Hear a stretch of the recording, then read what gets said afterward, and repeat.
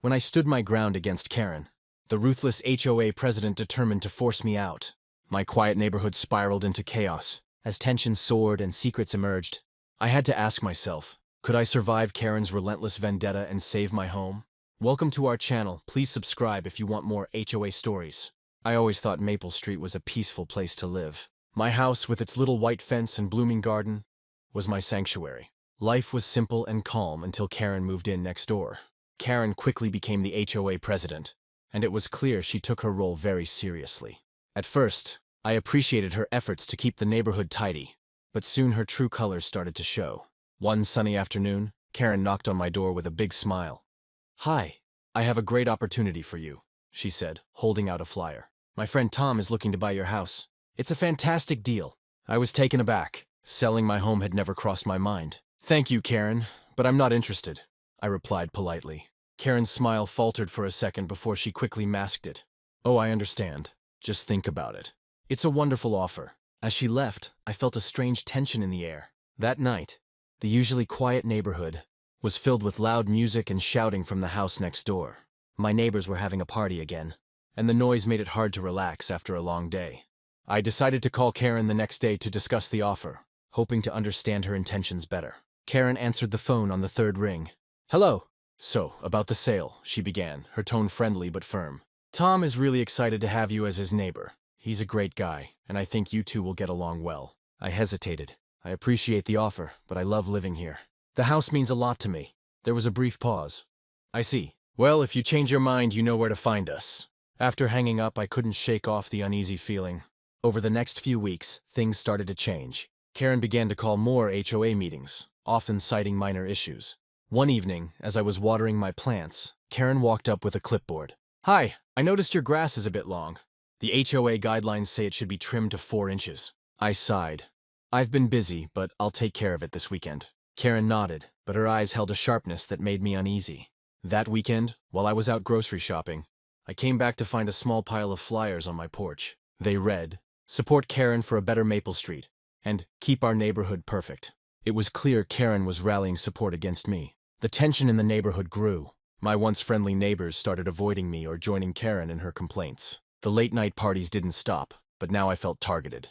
One night, after a particularly loud party, I decided to confront Karen directly. I walked over to her house, hoping to resolve things peacefully. "Karen, can we talk?" I asked, trying to keep my voice calm. She opened the door, her face stern.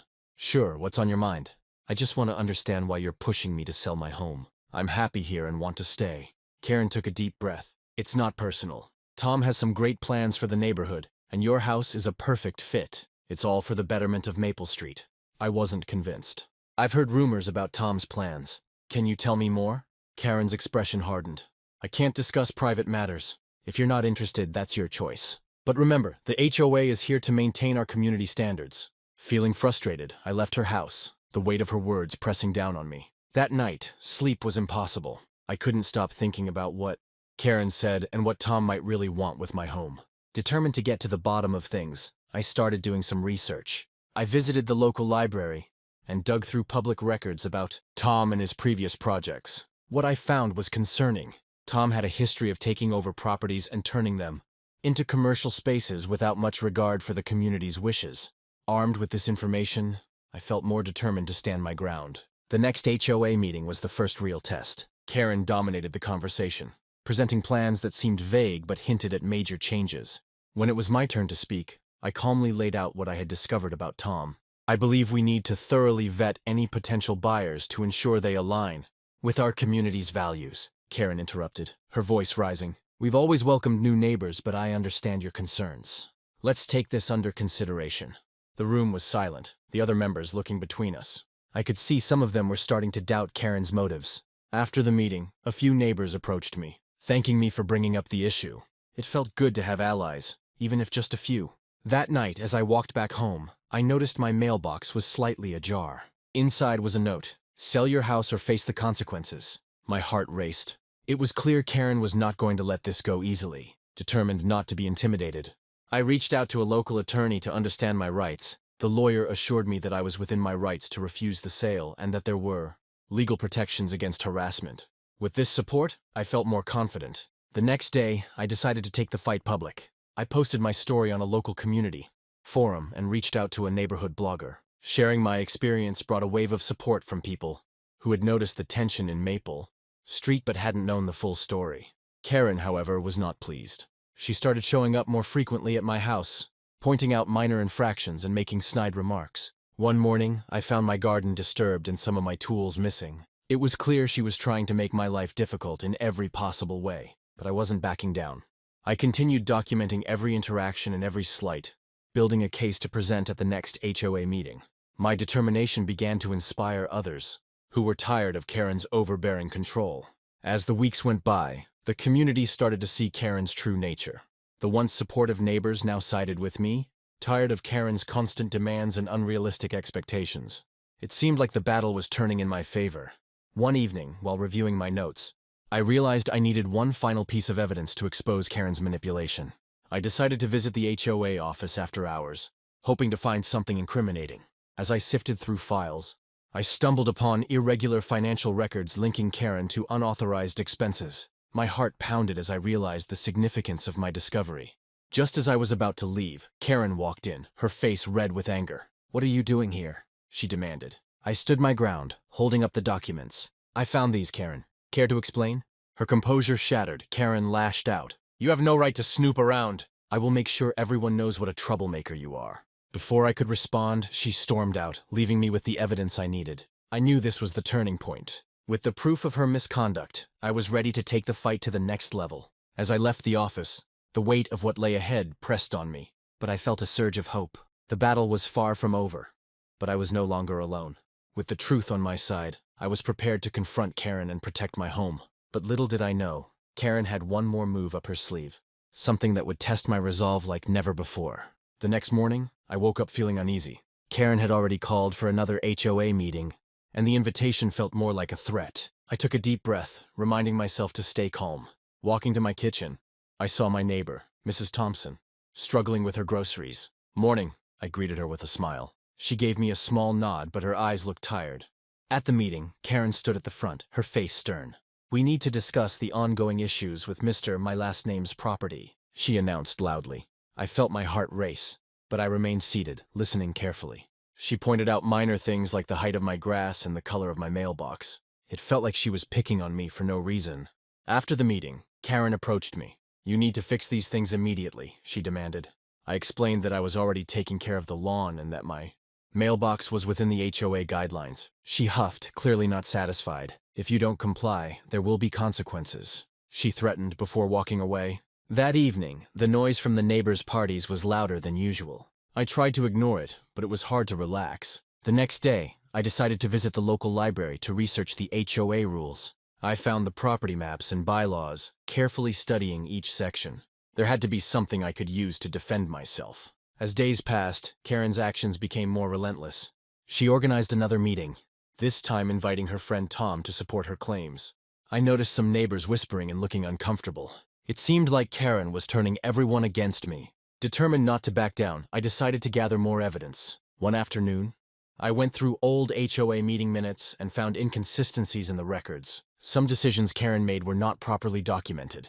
This was a small victory, but I knew I needed more. I reached out to a local attorney who specialized in HOA disputes. She was kind and explained that I had a strong case. Encouraged, I felt a surge of hope. Meanwhile, Karen started spreading rumors about me online. She created fake social media accounts to tarnish my reputation. I saw comments accusing me of being difficult and selfish. It was hurtful, but I stayed focused. I decided to contact the local news station to share my side of the story. They agreed to do a segment on HOA conflicts, and I felt a weight lift off my shoulders. The next HOA meeting was tense. Karen was as aggressive as ever, but this time, I was prepared. I presented the evidence I had gathered, showing the inconsistencies in the HOA's records and how Karen was overstepping her authority. The room was silent as I spoke, the neighbors watching closely. Just when it seemed like things couldn't get any worse, Karen pulled out a document she claimed proved my violations. My heart sank, but I stayed calm. "This document is forged," I stated firmly, showing the copies I had from the library. Gasps filled the room as people began to doubt Karen's claims. As the meeting continued, I noticed Tom whispering with Karen. Curiosity got the better of me, and I quietly followed them after the meeting. They were meeting in the park, away from prying eyes. I listened from a distance as Karen pressured Tom to keep supporting her false accusations. It was clear she was manipulating him to maintain her power. Back at home, I felt a mix of frustration and determination. I knew I had to expose Karen's true nature to everyone. I decided to organize a community event, inviting all the neighbors to discuss the issues openly. I sent out flyers and used social media to encourage participation. The response was positive, and on the day of the event, many neighbors showed up, curious and supportive. During the meeting, I shared everything I had discovered about Karen's manipulation of the HOA funds. I showed the discrepancies in the financial records and how she had been using her position to bully and control others. The evidence was overwhelming, and one by one, neighbors began to voice their own experiences. With Karen's overbearing behavior, just as it seemed like the community was rallying behind me, Karen stormed into the event, her face red with anger. "This is outrageous! You're ruining our neighborhood!" she shouted, causing a stir among the attendees. I remained calm, addressing her directly. "Karen, this isn't about me. It's about making our community a better place for everyone. Your actions have caused more harm than good." The tension was thick in the air, and for a moment, it felt like things might escalate further. But then, one of the older neighbors, Mr. Jenkins, stood up and spoke. "Karen has been too controlling for too long. It's time we have a fair and honest HOA." Murmurs of agreement filled the room, and I felt a sense of solidarity. Later that night, as I walked back home, I received a call from the local newspaper. They wanted to interview me about the HOA situation. I agreed, knowing that public exposure could help bring about the change we needed. The next day, my story was featured in the newspaper, highlighting the unfair treatment I had received and the importance of holding HOA leaders accountable. The following HOA meeting was set, and this time, the atmosphere was different. Neighbors who had previously stayed silent were now speaking up against Karen. With the support of the community and the media attention, Karen found herself isolated. The board members, seeing the evidence and the unified front of the neighbors, began to question her leadership. As the meeting progressed, it became clear that Karen's time as HOA president was coming to an end. The neighbors voted to remove her from the position, and a new, fairer board was elected. I felt a sense of relief and accomplishment, knowing that we had stood up against unjust authority. But just as things were settling down, I received an anonymous message, threatening to reveal more about my past if I didn't leave the neighborhood. My heart pounded, and I wondered if Karen's influence still lingered. Determined not to let fear take over, I decided to confront the source of the threat. Using the research I had done earlier, I traced the message back to a disgruntled, former member of the HOA who had been manipulated by Karen. I presented this information to the new board, ensuring that any remaining threats were addressed and that our community remained strong and united. With Karen removed and the HOA restructured, peace slowly returned to Maple Street. The neighbors became friendlier, and the late-night parties quieted down. I felt a weight lift off my shoulders, knowing that I had stood up for my home and community. But as I settled back into my routine, I couldn't shake the feeling that Karen's shadow still lingered, hinting at unfinished business. The moment I walked into the community hall for the emergency HOA meeting, my heart pounded. I could feel everyone's eyes on me, waiting to see what I had discovered. Karen stood at the front, her usual confident smile replaced with a nervous twitch. I took a deep breath, remembering all the nights I had stayed up researching and preparing for this day. "Thank you all for coming on such short notice," I began, my voice steady. "I have some important information to share that affects our entire community." I held up the property maps I had meticulously gathered, showing how Karen had been manipulating the boundaries to favor her friend's purchase. These maps clearly show irregularities in how the properties are divided. "Karen, care to explain this?" Karen's face turned red, and she stammered, trying to come up with an answer. But before she could say anything, I continued. "Not only that, but I've also uncovered financial records that indicate misuse of HOA funds. These documents show payments made to Karen's friend without proper approval." The room buzzed with whispers as neighbors began to murmur among themselves. One neighbor stood up looking shocked. "Is this true, Karen?" she asked, her voice trembling. Karen tried to maintain her composure, but it was clear she was losing control. "These are serious accusations," I said firmly. "I have copies of these records, and I'm prepared to take legal action if necessary." Just then, the building manager, Mr. Thompson, approached the podium. "I have something to add," he said, holding up his own set of papers. "I've been auditing the HOA finances for the past year, and I've found discrepancies that match what my name has presented. Karen has been directing funds to her friend's account without any proper documentation." The room fell silent. Karen glared at Mr. Thompson, but he stood his ground. "This isn't just about one house sale anymore," I added. It's about honesty and transparency in our community. We deserve to know what's really happening. At that moment, the local news reporter, who had been quietly observing from the back, stepped forward. "We've been following this story," she announced. "With the evidence presented today, we believe there's enough to warrant a full investigation into the HOA's practices." Karen's shoulders slumped as the reality of the situation hit her. "This is all a misunderstanding," she tried to protest. But no one was listening anymore. Neighbors began to voice their support for me, sharing their own experiences with Karen's overbearing behavior. "She's been too controlling for too long," one neighbor said. "It's time for a change." Feeling a surge of hope, I knew we were making progress. But just as things seemed to be turning around, Karen pulled out a final card. "You think you can ruin my reputation over this?" she hissed. "I have more evidence that I can bring to light. You haven't seen everything." I stayed calm, despite the tension. "If you have evidence, I welcome you to present it. But so far what we've seen points to your misconduct, Karen." As the meeting continued, it became clear that Karen's influence was waning. Neighbors who had once feared her were now standing up, supporting the need for a fair and honest HOA. We decided to vote to remove Karen from her position and appoint a new board to oversee the community with integrity. After the meeting, I felt a weight lift off my shoulders. But just as things were settling, I received a phone call from an anonymous number. "You think it's over?" a voice sneered. "Karen isn't finished with you yet." My heart raced. Was Karen planning something else? I knew I had to stay vigilant. But for now, the community was united, and we had taken the first step towards healing. As I looked around at my neighbors, I felt a sense of accomplishment. We had stood up against entitlement and won, but the warning in that call lingered in my mind. Later that evening, I decided to go through the additional documents Karen had mentioned.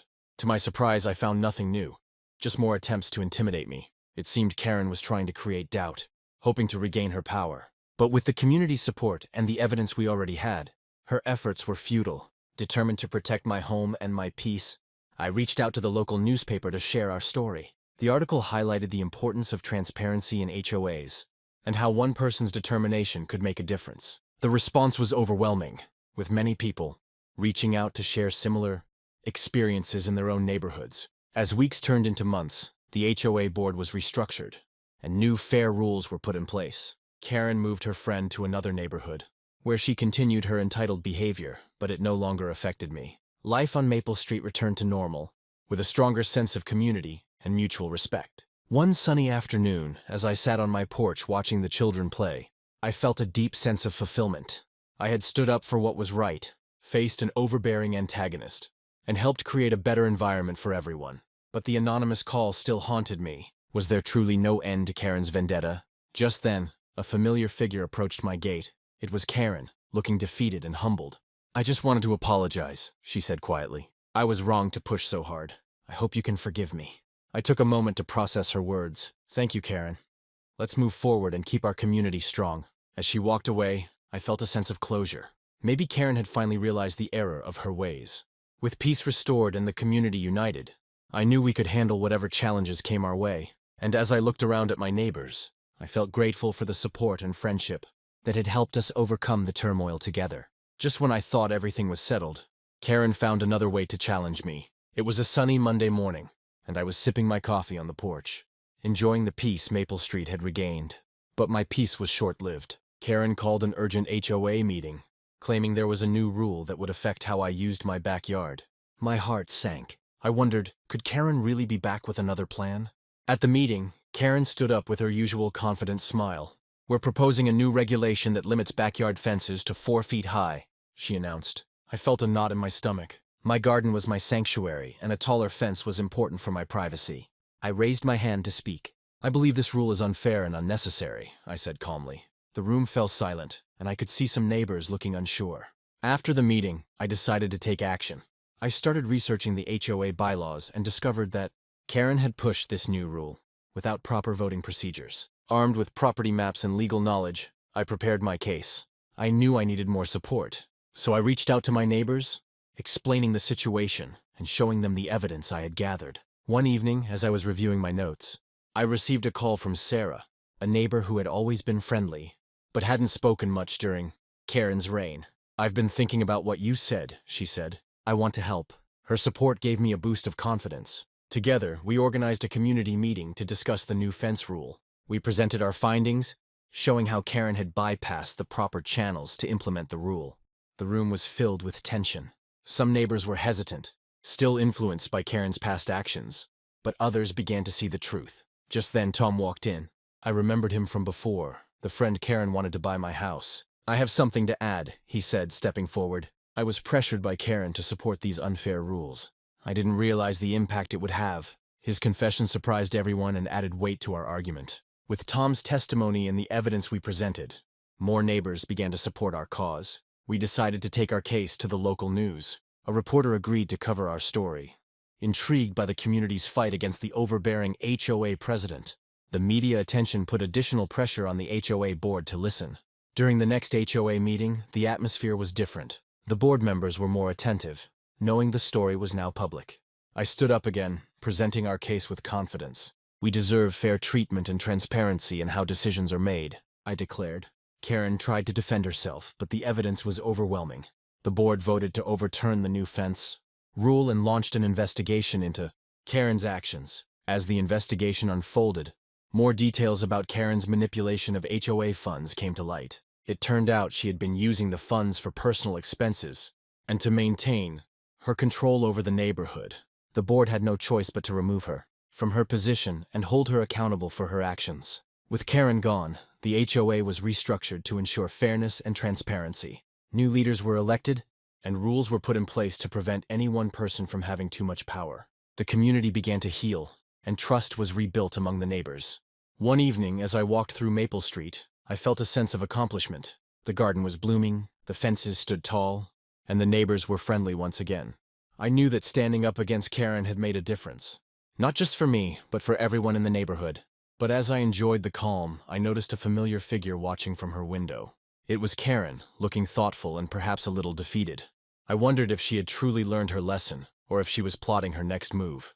The future felt uncertain, but I was ready to face whatever came next, knowing that our community was stronger and united. In the days that followed, the neighborhood flourished like never before. We organized block parties, helped each other with home projects, and even started a community garden.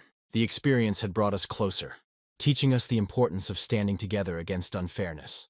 One morning, I received a letter in my mailbox. It was from the local newspaper, thanking me for bringing attention to the issues in our HOA and highlighting the positive changes that had resulted. The story had inspired other communities facing similar struggles to take action and demand transparency from their leaders. Reflecting on everything, I realized how important it was to stay calm, be reasonable, and use the right tools like research and legal knowledge to fight for what was right. Karen's attempts to control us had only made us more determined and united. Our neighborhood was now a place where everyone felt heard and respected. As I looked around at my neighbors working together in the garden, I felt a deep sense of gratitude. We had turned a difficult situation into an opportunity to build a stronger, more supportive community. The challenges we faced had brought out the best in all of us, showing that even the most entitled and overbearing individuals couldn't break our spirit. In the end, I learned that standing up for what you believe in can lead to positive change, even when the odds seem stacked against you. Maple Street was no longer just my home. It was a symbol of resilience, unity, and the power of community. And while Karen's shadow had lingered for a while, it was now overshadowed by the bright, hopeful future we had created together.